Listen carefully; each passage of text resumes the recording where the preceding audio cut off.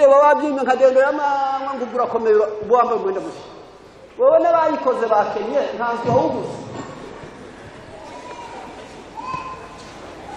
n'ubuswa ubwo ngubu. Aha rero ndagarutse hafi nashaka kubereka neza ko Yesu afite izuba ryo gukiranuka rifite no kukiza hehe noya. Noneho ntabwo mpatinda kuko mu mugambi kubatindira ntabwo birimo, ahubwo turashaka ngo nibura tubyihuta. Mu gihe iki gitabo mfashe ndaza kubikivugamo ibintu bike cyane, hakoreshejwe aya magambo nshaka gusoma kuko mu Bakorinto ba mbere 10:31 haranze ngo namwe yo murya cyangwa munywa cyangwa mukora ikindi kintu cyose mujye mukorera byose guhimbaza Imana.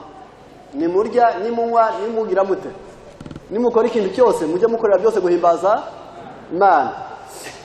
Mubanguke kuko ndanyura mu ndwara nyinshi cyane ariko mu buryo bugiye buvangavanga. Haranditse ngo habitude alimentaire favorise la guérison. None hakamenyero ko kimirire gashobora gutera umuntu gukira indwara.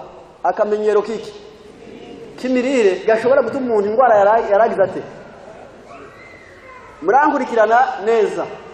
Iyi mpagarike yacu kuva hano ku musatsi kugera ku birenge igizwe n'imihore hafi 620, ikagira imitsi yumva yatwikira isi, ikagira imitsi y'imijyana n'imigarura myinshi, ikagira amagufa 206, ikabamwo imyanya igogora ibyo kurya igera muri 7